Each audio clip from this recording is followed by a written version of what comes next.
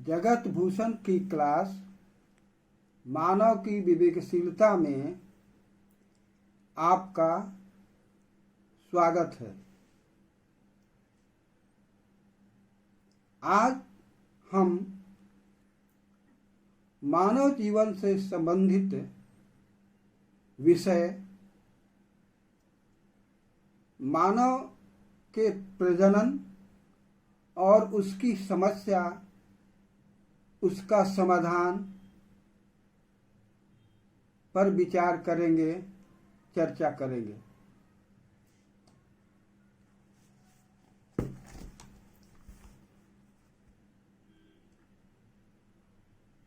यहाँ इस पृथ्वी पर, इस प्रकृति में, इस सृष्टि में जो जीव तीन कार्य करते हैं वे हमें दिखाई पड़ते हैं। भोजन, सुरक्षा और प्रजनन, ये तीन ही कार्य हैं जिसके चलते इस पृथ्वी पर जीव दिखाई पड़ते हैं। इसके अभाव में बहुत से जीव लुप्त हो गए, लुप्त होने के कगार पर हैं, और ये जो तीनों कार्य कर रहे हैं वे आज हमें दिखाई पड़ते हैं। मानव इन तीनों कार्यों को करने में सक्षम है, इसलिए आज यह पृथ्वी पर है, दिखाई पड़ता है। सामान्यतः भोजन, सुरक्षा तो हो जाती है, लेकिन मानव के लिए प्रजनन एक समस्या का रूप लेती है।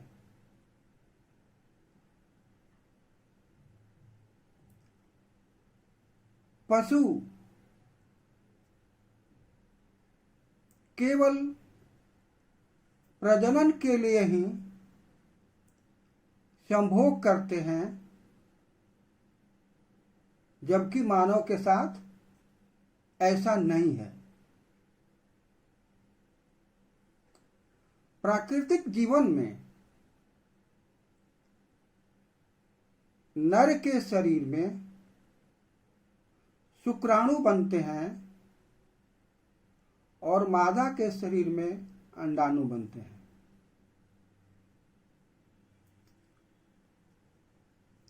शुक्राणु और अंडाणु का मिलन जिस प्रक्रिया से, जिस अंग से होता है उसे हिंदी में संभोग कहते हैं, अंग्रेजी में सेक्स कहते हैं। तो पशु के लिए प्रजनन एक स्वाभाविक क्रिया है। वे नर मादा एक साथ रहते हुए भी जब तक मादा गर्भ धारण करने की स्थिति में नहीं आती तब तक उसका नर उसके साथ संभोग की प्रक्रिया में नहीं आता है। वे जीवन भर साथ साथ रहते हैं, लेकिन वे कोई ऐसी क्रिया प्रक्रिया में नहीं भाग लेते हैं। चाहे कितना भी सुंदर गाय हो, चाहे कितना भी सुंदर कुतिया हो,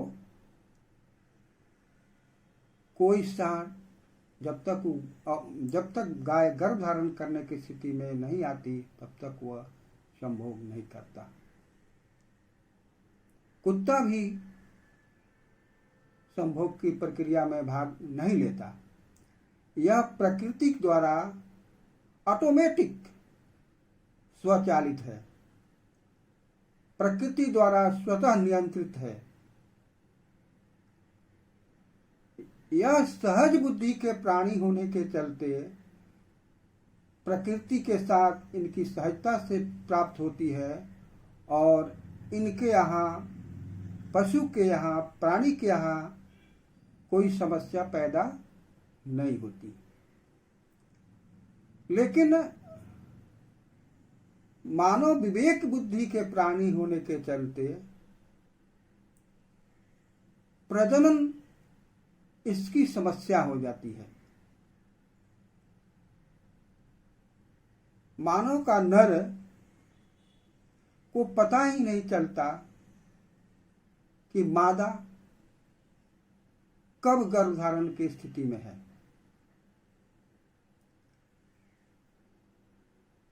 जबकि पशु में उसको जानकारी होती है, उसके सिम्टम्स होते हैं जिसके चलते वह पहचान लेता है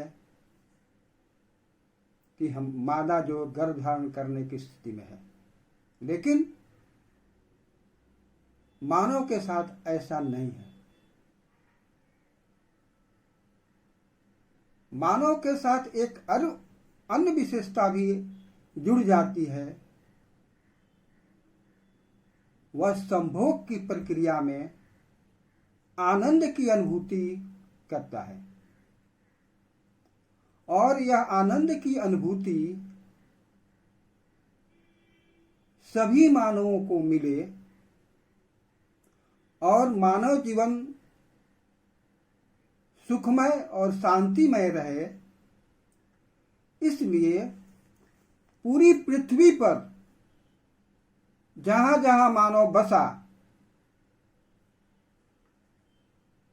वहां वहां भाषा भी बनी और विवाह के नियम भी बने। एक युवक, एक युवती एक साथ जीवन बिताने के लिए, एक साथ जीने के लिए जब इकरारनामा करते हैं, जब स्वीकार करते हैं, एग्रीमेंट करते हैं, तो उसी को हम विवाह कहते हैं। विवाह एक सामाजिक प्रक्रिया है और यह समाज के सामने होनी चाहिए, क्योंकि कहीं भी यदि कोई विरोध होता है तो यह समाज के द्वारा होता है, मानव समाज के द्वारा होता है। इसलिए विवाह इस सामाजिक प्रक्रिया है और समाज में, मानवीय व्यवस्था में शांति बना रहे और मानव जीवन सुखमय रहे और प्रजनन की प्रक्रिया स्वाभाविक रूप से चलता रहे, इसलिए मानव ने अपनी व्यवस्था बनाई जिसका नाम विवाह दिया गया।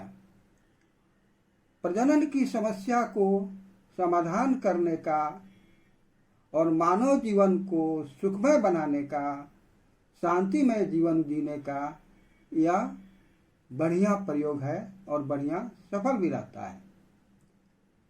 आज के संदर्भ में नई नई तकनीक भी उभर रही है। यदि आज के समय में वैज्ञानिक के डेवलपमेंट हुआ जिसमें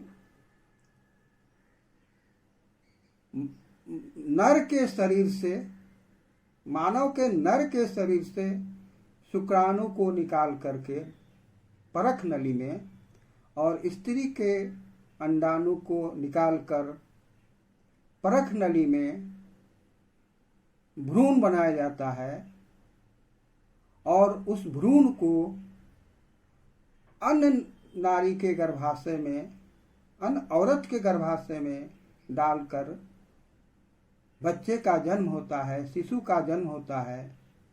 जिस औरत के शरीर का उपयोग किया जाता है उसे किराए का कोख या सरोगेट मदर कहा जाता है। आज का यह है, आधुनिक युग में ऐसा हो रहा है। पशु के जीवन में आज जो दुधारू पशु हैं, नर कितना भी जीवित है या नहीं जीवित है उसका पता ही नहीं चल पाता, और उनके आधुनिक तकनीक से शुक्राणु का प्रयोग होता है और अन्य गाय, भैंस, अन्य दुधारू पशु अधिक दूध देने वाले उपलब्ध होते हैं। तो मानव की प्रजनन की समस्या जो है इस प्रकार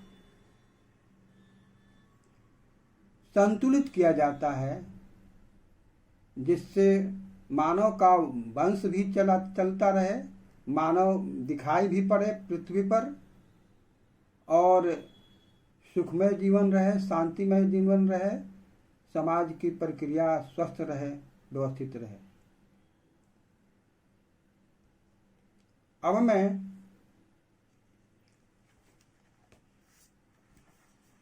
अपनी वैज्ञानिक और मानववादी चिंतन चेतना क्यों कैसे की एक कविता बोल रही हूँ, मैं भाषा बोल रही हूँ, सुनो सुनो जानो समझो।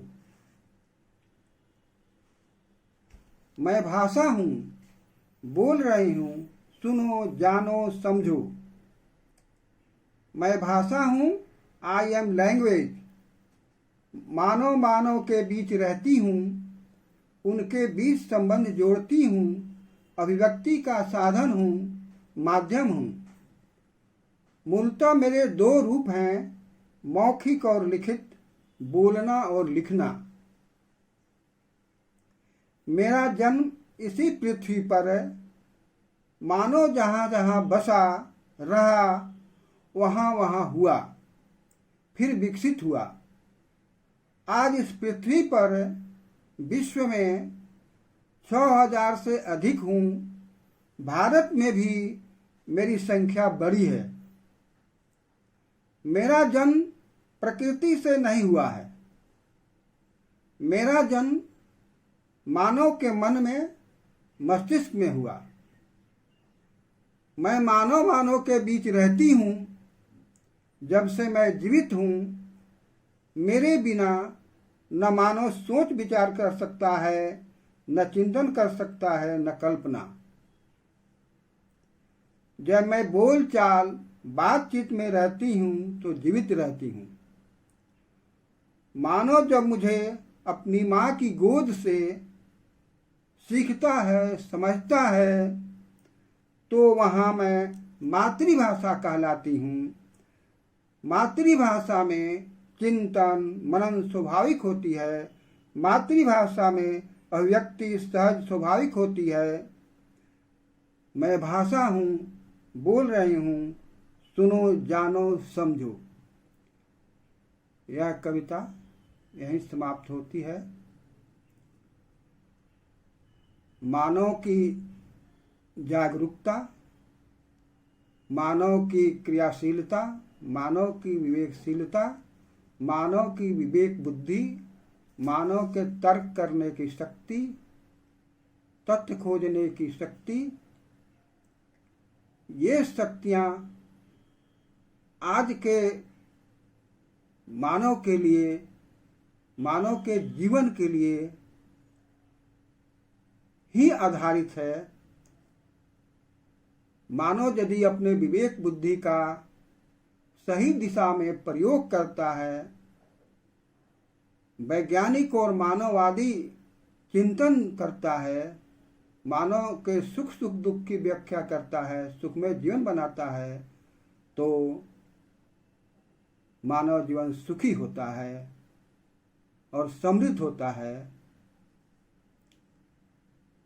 तो मैं आप लोगों से कहना चाहता हूँ